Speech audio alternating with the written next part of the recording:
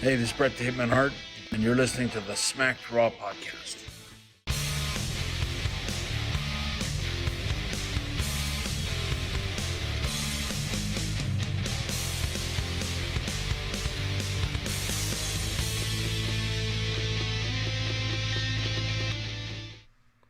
Hello, everyone, and welcome to the Smack Raw Podcast NXT recap episode. My name is Vince. I'll be your host today, and as you can see, I'm going solo once more.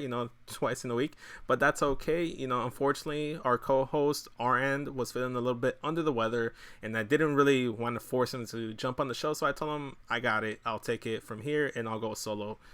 Have experience anyway, so it'll be fine. Like I said, welcome to the Smack Raw Podcast. If this is your first time watching us or listening to us, go ahead and give it a download wherever you consume all your podcasts. Helps exposure with the show. Give us some support, show some love. That shows that you actually care about what we produce over here at the Smack Raw Podcast. If you are listening to this on Apple Music, go ahead and give it a 5-star rating and a review. Let us know what you think, and so we can improve on the show, and helps the algorithm, helps exposure for the show. All that tech mumbo jumbo stuff. If you're watching us on YouTube, where you can see this ugly mug on your screen, go ahead and give us a like on this video if you enjoyed it. Leave a comment down below. I'll ask you guys a couple questions. Get some engagement going since this isn't a live feed, and subscribe. Help us reach 100 subscribers. I will be doing like a live reaction of the movie Cats. Unfortunately, that's my punishment for losing the Royal Rumble predictions. So that's my punishment. You guys can watch me do that once I reach 100 subscribers. Turn on the bell notification so you know when a new video drops, so you're always up to date for the latest Smack Rock podcast content.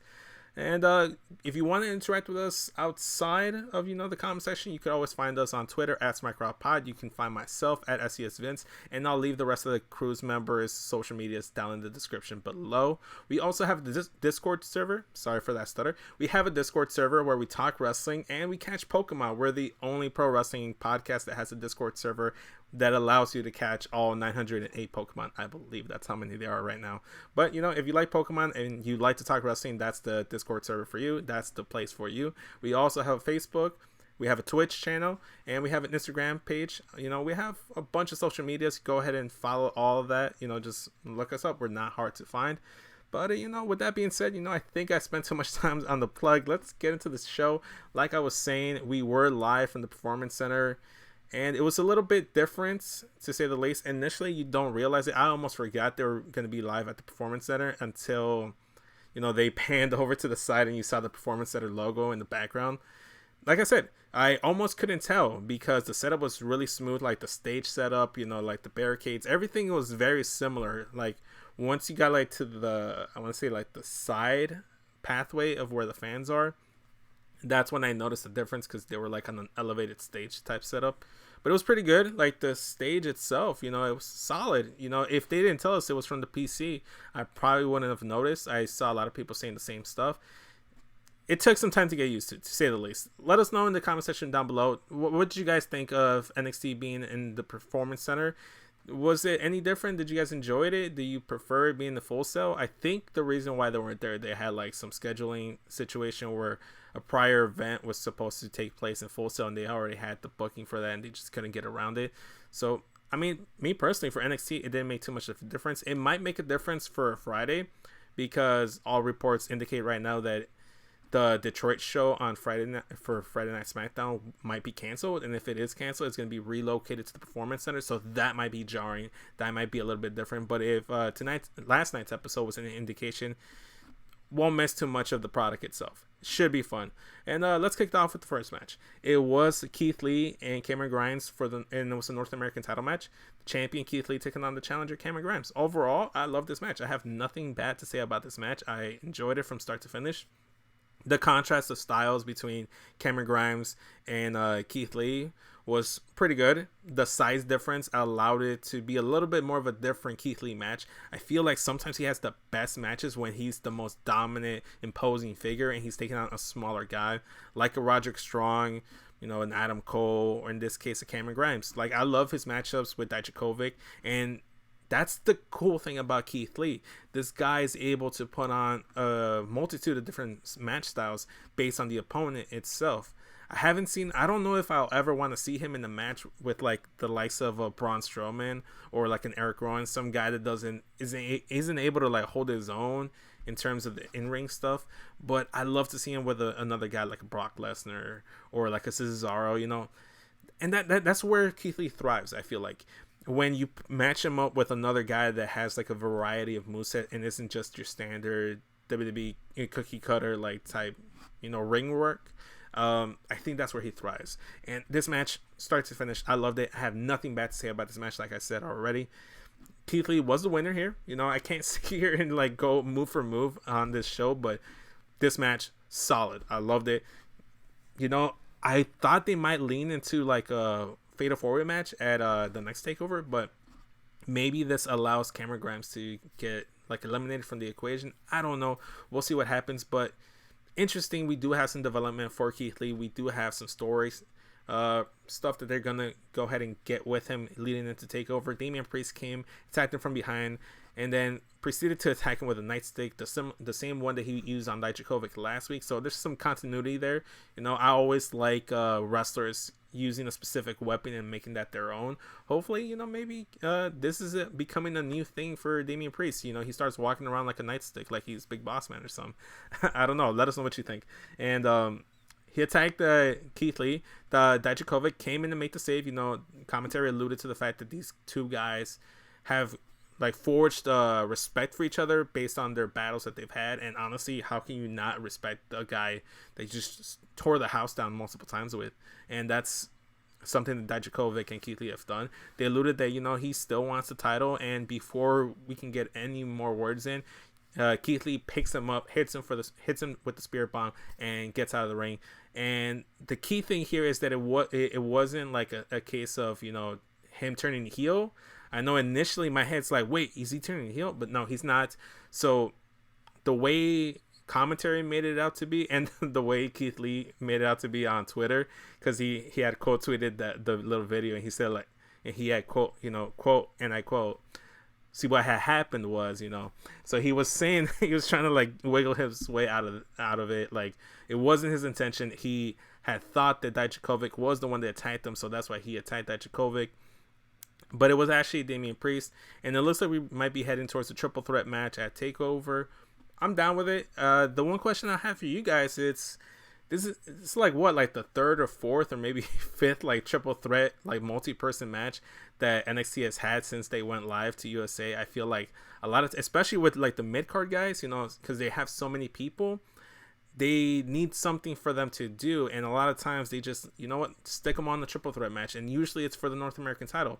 And we've seen that a lot. I don't know how I feel about it personally. You know, going back to Survivor Series, TakeOver, I should say, the TakeOver before Survivor Series, TakeOver War Games, we had a triple threat match between Dunn, Dane, and Priest to determine the number one contender. That's usually what they like to do, and it just like shows that there's so many people in NXT that you can't really just focus on too many of them. Like, there's a couple of them that are just going to be lost in the shuffle, unfortunately. And I don't know. What do you guys think? Me personally, right now, because they like to space out the triple threats, it doesn't feel like they do it a lot, but they actually really do these triple threat matches a lot. What do you guys think? Let us know in the comment section below, or, you know, hop in our Discord chat and we can talk some NXT there. Moving on.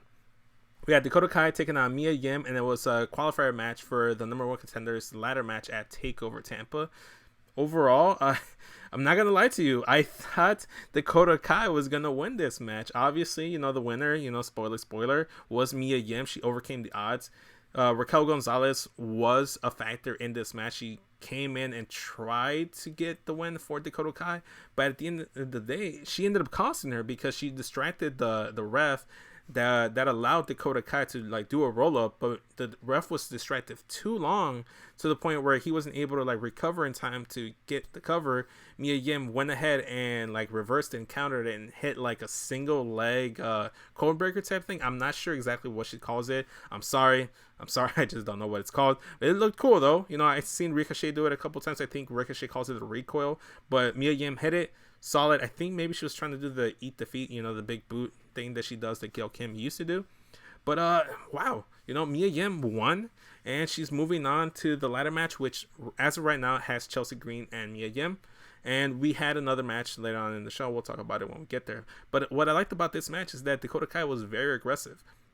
And we may not see the end of Dakota Kai, involvement in this triple threat, because as we all know, she was the one that took out Mia Yim to allow to be replaced in that War Games match. Maybe they do a similar thing where they go ahead and have her attack Mia Yim and take her spot in the ladder match. It was a little odd that like Dakota Kai, one of the bigger names right now in the women's division, isn't in that ladder match, but maybe they have other plans for her. Or maybe she costs Mia Yim the ladder match. Like Mia Yim gets close to like winning, and Dakota Kai just comes in and screws her over. Overall, I like this. I thought this was really good, and more to come. Give me more of this. I want to see who else is going to be in this ladder match. But it was confirmed after this that it's going to be a total of 6 competitors, and that's really good. Just like the North American title match, I want to say like 2 years ago. Usually like around like 6 people is like just enough to like have like good intricate stories and a lot of carnage and fun and mayhem and stuff like you see in a video game. I love it when like NXT just puts on matches that you probably see like in SmackDown vs. Raw, or like in the WWE 2K series like there is now. So moving on. We had Tommaso Ciampa arriving at the arena, and they were trying to get an interview to him. What his reactions to what Johnny Gargano said or what's going to happen. He didn't give the interviewer much, but we got a lot towards the end of the show. After that we got another eerie vignette. We had it like maybe like 2 or 3 times throughout the episode.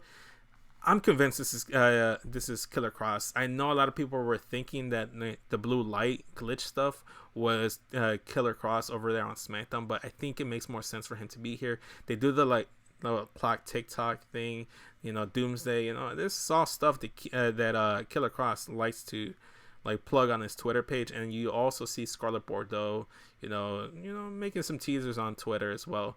So it feels like it's a lot that Killer Kross is going to go to NXT, and it's going to be paired up with Scarlett Bordeaux. Can't wait to see those 2 guys on NXT program, see what they do. They might be one of the first people in line to challenge that North American title after TakeOver. Keith Lee versus Killer Kross. You can have Killer Kross get that North American title right away, establish him as the top guy, and have Keith Lee either move on to SmackDown or Raw, which honestly right now SmackDown could use more people, or you move him on to the NXT title picture should the Velveteen Dream not capture the gold. So that's my pick. I have Killer Kross as the eerie guy with the vignettes. What do you guys think? Is this Killer Kross? I know this is like 2nd or 3rd week in a row, but it's probably Killer Kross. Next match, we had Kushida versus Raul Mendoza, 2 guys that I really enjoy. I love this match. It was very fun from start to finish. I feel like I say that a lot with NXT, but it's very true, man. A lot of these matches were really fun. I really like Kushida. He's one of my favorite wrestlers in all of NXT. Raul Mendoza, obviously, he's a fellow Mexican, and I support all my Mexicans that isn't named Alberto Del Rio. Love this, man. They had some very unique counters to each other, some very unique move sets, and I think Raul Mendoza is very underrated, underutilized actually too. I feel like he's a guy that look out for. He might be the next breakout star coming from NXT. One of those guys that don't get to the top of NXT, just beeline to Raw or SmackDown and become a bigger thing, just like an Angel Garza or an Humberto Carrillo. I feel like Raul Mendoza, he's been there for a while. He's been there since the original Cruiserweight Classic back in 2016? I don't remember. It's been such a long time. But the guy has been a mainstay in NXT. He used to be the tag team partner of Humberto Carrillo. They used to be a tag team. And if rumors are to believe, he might have some interesting stuff going for him. He didn't pick up the win, unfortunately. It was Kushida that got like a top rope rolling armbar cross arm breaker thing. Very cool. It took a minute to set up, so it was you lost a little bit of the wow factor there. Still very impressive. I can't do that. Like 95% of people can't do that. Kushida's a beast, and I hope that he slowly rises up and do something interesting with him. Maybe he challenges Jordan Devlin for the Cruiserweight title. That's something that I've been pining for. Something that I've been very vocal about. Give Kushida something, guys. Come on. He was one of the best wrestlers in New Japan, and you brought him in, and he hasn't really done too much of notes. Put him in a tag team, time splitters. That was the thing they could have done. They didn't do that. put him in the North American title picture, the NXT title picture, the Cruiserweight title picture. Do something with this man. You are underutilizing this guy. Like, unfortunately, like, I love NXT, but there are some talents in here that they don't utilize properly right away from the get-go. Kushida is one of those guys. Keith Lee was a guy that they weren't using for a very long time. Candice LeRae is a woman that doesn't get used a lot. You know, she has a storyline here or there, but for the most part, I would say that they haven't handled her properly over in NXT. She could be a top star in that division, but she's not. She's just like a mid-card guy or a mid-card person in that women's division. That's just me. You know, quick shout out to Candice LeRae. She is going to have a number one contenders match next week. Fuck, I forgot who she's going against, but she's going to be part of that qualifier to get into that ladder match. So she's going to have a chance to be in that ladder match, and rightfully so. She should be in there. I'll figure out if I can figure out who she's going to take. I'll do some Twitter searching while I'm recapping with you guys. So moving on, Kushida did pick up the win, and we have an interview following this. It was a Tyler Breeze interview. You know, they were talking about him and being in the Performance Center, like the impact of the Performance Center, like what it's done. And Tyler Breeze, like, you know, like, what's the way to put this? He was basically saying that the PC built stars, and without the PC, there would be no Tyler Breeze. You know, if it wasn't for the tools and everything that they had in the Performance Center, you know, Tyler Breeze wouldn't have been a thing. Austin Theory comes in and he, you know, interrupts, you know, the cocky heel, and I'm liking Austin Theory more as a cocky heel. He was a generic babyface when they brought him in, but they slowly transitioned him into like an arrogant heel, and I like it. And basically what he was saying is like, yeah, you know, like, not only can the PC make stars, but they can also make mega stars like myself, and I'm gonna be a mega star. And he was looking at Tyler Breeze up and down. He's like, you know, but unfortunately, some people just don't pan out. And, you know, Tyler, you know, took exception to that, you know, and he takes a picture of the Austin Theory. He's like, wait, what? Did you just take a picture of me? Did you just take a picture of me? Why? And then Tyler's like, you look nice. Came out nice for a flash in the pan. And shots were taken, you know, I like it. So this is something that NXT likes to do. They do like a small little interview segment, or they do like a small like 30-second to like a minute clip on the previous episodes to set up a match for next week. And don't be surprised if you see Tyler Breeze versus Austin Theory next week. Hopefully it's not just a one-off, and we see Tyler Breeze actually in a feud going forward, in a story going forward. I want to see Tyler Breeze do something, man. Like, he's coming to NXT and they haven't done anything with him either. Initially with his run challenging Velveteen Dream, that was amazing. That was probably the best Tyler Breeze stuff I've seen in a minute since he initially started the Fashion Police stuff with Fandango. But man, this guy should be doing something more. We'll see what happens, man. So next week we're probably gonna have a match between Tyler Breeze and Austin Theory. Next up, we had Rhea Ripley come out, and she was gonna cut a promo, you know, basically saying like, Charlotte, you're not gonna psych me out, you know, because Charlotte came out on Raw and started to you know, cut a promo saying that, you know, Rhea isn't big leagues enough, you know, she's not going to be able to like handle the moment. She's going to fold, and, you know, Charlotte's going to come in and take that title. Rhea came in and socked her on Raw, and Rhea just came out and saying like, look, man, you're not going to play mind games, you're not going to intimidate me, you're not going to get inside my head. Charlotte interrupts her, and they come in there, she starts talking, saying like, yeah, you know, you're just not going to be able, like, when you get into the ring with me, you're not going to be able to, like, step up. You're not going to get, you know, rise up to the occasion. Basically saying, like, she was big leaguing Rhea Ripley. Like, honestly, that was basically what it was. And they get into a brawl, goes back and forth. At one point, they get to a situation where Charlotte escapes, and she looks like she's going to weasel her way out. And as she was about to get out, you know, she pulls Rhea Ripley's legs, hits her leg against the ring post, and she locks in the ring post figure four. I like it. Shout out to Bret Hart, who does our intro to the show, for innovating this move. I thought it was perfect. It looked vicious. At one point, she uses her heel to push up the left leg or the right leg of Rhea Ripley to apply more pressure on it, and it looked like she was actually hurting Rhea Ripley. And that's when wrestling's at its best, you know, when you're applying the move and it looks legit like they're in pain, like you're legit causing pain to your opponent. That was really cool. I like that. They brought to the outside a little bit more, you know. Charlotte takes out Rhea, stands tall, and it was a contrast of what happened on Raw. Rhea came in and she stood tall on Charlotte's show. Now Charlotte came in and stood tall in Rhea's show. And what I like about this, what is really cool about the NXT Women's title being defended at Mania, you see Rhea Ripley show up on Raw and get more exposure to her. So when they're trying to build up and be a bigger star, but you're also getting a big star in Charlotte coming down to NXT and getting some eyeballs on NXT. Like, look, I'm sorry to say, like, Charlotte's a big star, whether you like to admit it or not. She's a great wrestler. She's a star. And if she's on NXT, there's going to be eyeballs on the product. So that's a good thing for NXT and this storyline as a whole. Moving on, we had a little, like, backstage, like what is, like, a parking garage, like, interview with Mia Yim, you know, trying to get her stuff, trying to get her thoughts on her qualifying and being in the ladder match at TakeOver for the women's title. But the camera pans out to see a car, you know, like I think it had like tinted black windows. I'm not exactly sure. It moves fast. It stops in front of Raul Mendoza. Two like mafia dressed guys with luchador masks go and pick him up.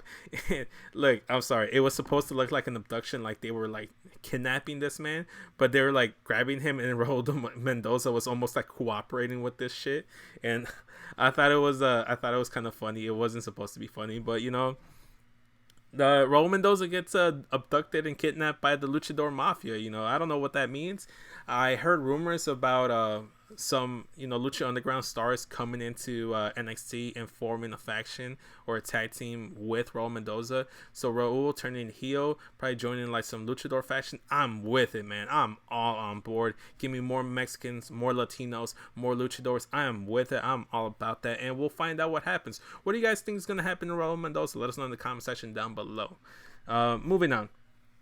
Second of the women's ladder match qualifiers, we had Tegan Nox taking on Deonna Purrazzo, and like I said, the winner of this is going to be qualifying and being added to the ladder match at TakeOver Tampa. Deonna, you know, she tries to target, you know, the injured left shoulder of Tegan Nox, and at some point it does work. She locks in the Fujiwara armbar, and it does look like Tegan might tap out. Given the fact that her and Chelsea Green are two friends, I figured they might put them in there. I wanted Tegan Nox to win, and sure enough, she did. After like countering and escaping the Fujiwara armbar, she goes and hits the Chinese Wizard. 1, 2, 3. You know, I'm making it seem like this match, there wasn't a lot that happened in this match. There was some stuff that happened in there.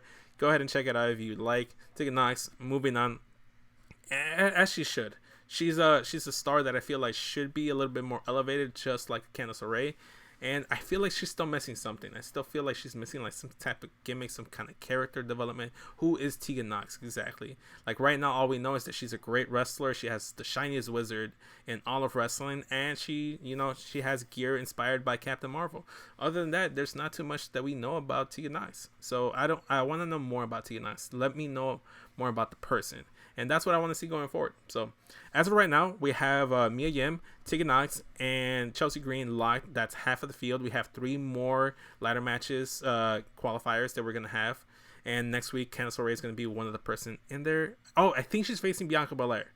If I'm not mistaken, I think it's Bianca Belair and Candice LeRae. Let me know in the comment section below if I'm wrong. You know, I'll probably check Twitter right now after I'm done recording. But I think it's Candice LeRae versus Bianca Belair. Let me know. Am I wrong? Did I get this wrong, or am I forgetting something? Moving on, we had what I thought was going to be the main event, and technically it kind of was. You know, it was the last match on the card. We had the Broserweights taking on Undisputed Era for the NXT Tag Team titles, and Undisputed Era come out first. And initially, you're thinking the match is going to get started, but no. Velveteen Dream, mic drops, you know, music hits, and he's up in the crow's nets over there, like talking and mocking Undisputed Era before the match starts. He's basically alluding like, look, man, Adam Cole, this was always about you. This is always about the NXT title. Do you really think I care about Roderick Strong? Roderick Strong of all people? No. Like, Roddy was just dumb enough to let me get inside his head and make him mad enough to like lock him inside the cage and get an opportunity at you inside that cage. And he pulled out the tights and he's like mocking Roddy. It's like, Roddy, they're just tights with faces on them. Like making light of the situation. He, you know, addressing something that aren't here on the show was very, and you know, Matt from the Smacking and Raw podcast was saying they don't know how they feel about Velveteen being the babyface, but attacking a man's family. And Velveteen said, like, I don't really care about your family. I'm not that kind of guy. I was just trying to get inside your head. I was never actually going to do anything. That was just me trying to get inside your head, because I knew that getting inside your head would lead me to Adam Cole, which is what the plan is. And Adam Cole, he's like, look, man, you don't deserve a title match. You haven't done anything. You lost last week. Technically he did, but he threw the match. Velveteen threw the match so he can get Adam Cole by himself. And it looks like this is going to happen, regardless of what Adam Cole is saying. Next week, he did let us know that he's going to have a championship celebration, that he's going to celebrate being the longest reigning NXT champion in history. Shout out to him, previous man, Finn Balor, as you can see over there. Finn Balor, he was the former longest reigning NXT champion. Adam Cole, honestly, man, he's probably one of my favorite NXT champions that they've had since, it became a thing on the network. I'm a big fan of Adam Cole. I think he's very good. I don't know. I'm not exactly feeling this feud just yet, because I still, like, in the back of my mind, part of me still wants Keith Lee to be the guy that takes his title off of Adam Cole. I want to see Keith Lee be the top champion. But, Velveteen deserves it. The story in play here makes sense. It was Undisputed Era as a whole that took out Velveteen, and it wasn't just, Roderick Strong. So it makes sense. And Undisputed Era was supposed to attack, Velveteen. They were going to go and target him. But it's like, nope, that's not going to happen. Snaps his fingers, and Broserweights come out, and the match is going to get started. And honestly, man, we had another banger of a tag team match. As much as, like NXT gets some flack saying that they don't have tag teams here, but they're slowly doing their best. I feel like that's one thing that NXT always has. A lot of times they'll have like a situation where the NXT tag team division is like slowly diminishing, and it's getting watered down because so many teams are being brought up to the main roster. And it happens to their women's division too. It happens to all their divisions. It just takes a little bit of time, guys. You just got to be a little bit patient. And they created a team in Broserweights. Obviously, you have Undisputed Era. You have Grizzled Young Vets who played a factor in this match. So why don't we talk about the match? So the big thing, the big takeaway from this match, I mean, there were so many spots. These guys are amazing together. We've already seen the combination of Broserweights versus Undisputed Era, and they're amazing. Broserweights are one of the best tag teams right now in NXT, and they've only been tagging together for like less than 2 months, which is amazing. That's just a testament to Matt Riddle and Pete Dunne as a tag team, as singles competitors, being able to adjust and adapt their stuff. So the way they got this is that, if I'm not mistaken, Grizzled Young Vets came out, tried to like cause a distraction, didn't work out to their advantage. What they end up doing actually is okay. I'm getting ahead of myself. I'm so sorry. So Roddy and Adam try to get involved and stuff. They take them out. Pete and Matt. They try to take him out. Go ahead and strike him.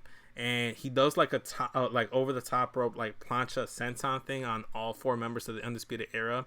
And what he does is he tosses Roderick Strong and Adam Cole inside the ring. And while the ref is being distracted by Matt Riddle or whatever, Pete Dunne, I think, is the one that just like flops to the floor and does like an Eddie Guerrero thing. And then when the ref turns around, Pete Dunne's on the floor and Adam Cole is just standing up, and then he's looking at Adam Cole and Roderick Strong like, what's happening? And Matt Riddle is trying to let him know. I'm like, he came in, he hit him with a super kick, take him out of the match, get him out of here, kick him out. And sure enough, the ref goes ahead and ejects them from ringside. And I loved it. They did the signature pose. Now they have the little thing. I loved it, man. Like, any nod to Eddie, I will always love, I will always appreciate.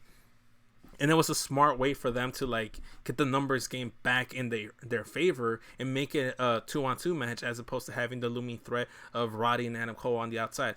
Loved it. Again, anyone that does like an Eddie Guerrero like smoking gun like parody nod to him, I appreciate.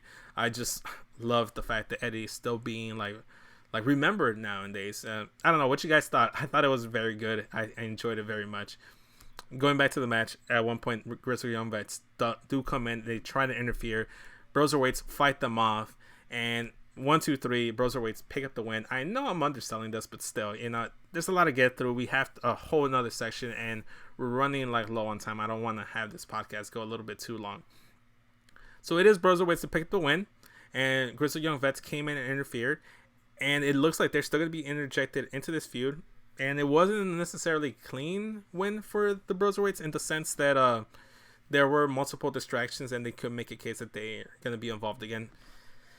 They might just go ahead and do a triple threat match at TakeOver between Grizzled Young Vets, Undisputed Era, and Broserweights. I know I just mentioned that they don't do too many triple threats in NXT, but right now it looks like they might be doing a couple, at least 2 multi-person matches. Because look, we've already seen Broserweights versus Undisputed Era at the last TakeOver Portland. We saw it last night. We saw Grizzled Young Vets versus Broserweights. That was the finals of the Dusty Classic. So it's like we've already seen these matchups before, so we have to spice it up and change it a bit. So a triple threat match is the most logical situation, the next step to take. So yeah, I mean, that was my question. Will this be a 3-way at a TakeOver? Like, let us know what you think in the comment section down below. Moving on to the closing segment of the show, it was Tommaso Ciampa. He made his way to the ring. He comes out. He calls out Johnny Gargano. It's like, I mean, I know why, but, you owe it to these people. You said you were going to explain why. You didn't say why, so come out here and tell us why. He actually shows up on the Tron, and he basically is alluding to the fact that, look, man, I'm curious, and I'm wondering, why is it that you came back and people just simply forgot about all the evil, like this despicable stuff that you did to me and everybody here in NXT. You just came back and then it was all forgotten. It was all forgiven. No, at no point did you came in and said, I'm sorry for the stuff that I did back in the day. I'm sorry for everything that I did, all the pain that I caused. He just came out and he was a babyface. The crowd accepted him. He alluded to the fact that like the crowd said Daddy's home. But, I don't forget that. Like, he was basically irked about the whole fact that he came back and he was automatically babyface again. And that's something that Arn and myself have basically said. Obviously, Tommaso Ciampa comes back from that type of injury where his career might be over. You might not ever see this man wrestle again. And it's kind of hard to boo a man like that. You can't boo a man that fought his way back into wrestling. And unfortunately, in the context of the story, it doesn't make sense for the crowd to start cheering him again. It's not like he changed anything about himself. Really, he just started targeting heels instead of babyfaces this time around. So Tommaso Ciampa is having none of it. He goes and he leaves and he tries to go find them. Obviously, he's like in that conference room inside the PC, and he finds them. They'll go ahead and brawl. Tommaso tosses Johnny Gargano into the drywall and just breaks it and makes a hole in there. They start brawling through the hallway of the PC offices. I think at one point they grab like a poster and they smash it on Tommaso Ciampa. I mean, Johnny Gargano smashes it on Tommaso Ciampa. Crazy. They brawl all over the place. Eventually they get to like the weight room training facility stuff. They over there try to use like weights to like attack each other. Johnny fails. Tommaso succeeds. At one point I think he grabs like a dumbbell or like a giant weight, tosses it at Johnny Gargano, moves out of the way, hits like that giant like mirror in the background and just breaks and shatters the whole thing. Johnny Gargano tosses Tommaso Ciampa inside a window of a door of the PC. Crazy stuff. Eventually they spill back into the actual arena where the fans were at. They brawl inside where the fans are. I think if I'm not mistaken, I think Johnny gets hit like in the back of his head, like with a chair or like a knee or a stomp or something. They get knocked out, make their ways to the crow's nets above where Velveteen Dream was at, where Mara was at to start off the show, like where they like to do the little crow's net shot. I really like that area. They start brawling there. Tommaso hits like a high knee lift on Johnny Gargano. Johnny Gargano tosses the ref that tries to break stuff off and probably earned himself a fine with that. Hits the Gargano escape. They're both trying to knock the other person down into the announce table below. Eventually, it is Tommaso Ciampa that gets a hold of Johnny Gargano, hits the air raid crash. They just kill both of each other. They're done. That's it. And basically that's how we go off air. It was a very interesting way. It was different way, and I feel like that brawl made the whole fact that they were inside the performance center worth it. WWE released a YouTube video or like a video on their Twitter where like the post match carnage, and they go back and like walk you through everything that Johnny Gargano, Tommaso Ciampa just like laid out and destroyed. And look, I've been saying for the last week or so that I wasn't really feeling this feud. Johnny Gargano, Tommaso Ciampa, another rehash of stuff. But last week's Johnny Gargano interview with Mauro Ranallo, I really enjoyed. Tonight's interaction with Tommaso, I thought it was really good. Stop talking, just go in there and start brawling, get into it. I don't know what they're gonna do. They might do like a loser leaves NXT match or something, because they've alluded that as long as there's Johnny Gargano's around, there is no Tommaso Ciampa. He can't get his life back how he knows he can. So it looks like one way or another, one of these guys are leaving and aren't going to be in NXT for a minute. Or, maybe I'm just wrong. Maybe I'm reading too much into it. What do you guys think? Do you think this should end with one of these guys leaving NXT? Especially, this is going to take place at TakeOver. And after WrestleMania, there were reports that they're going to be like a superstar draft or superstar shakeup again, and NXT would be involved. So I wouldn't mind seeing like Tommaso Ciampa on Raw or Tommaso Ciampa on SmackDown, or Johnny Gargano on either Raw or SmackDown. I think that would be fine. I've made the case for Bianca Belair to move to Raw, where the Street Profits are at. I've made the case of Undisputed Era. If they are to be moved, I think SmackDown is a better move because they don't have too many top heels, and Adam Cole can jump straight to the top, and you can put Undisputed Era in there with the rest of the tag team division, where SmackDown has the best tag team division. I'm sorry, but they do. SmackDown has the best tag team division, and if you're going to move Undisputed Era somewhere else, it's probably best to move them in the spot where there's more eyeballs on the product, there's a better tag team division, and there's a hole or like a spot to be filled with Adam Cole as a top guy, top mid-card guy. I'm with it. I'm on board with it. I don't want to see an Undisputed Era Tommaso Ciampa or Johnny Gargano leave, but at the same time, you could always get some fresh faces in NXT, change things up.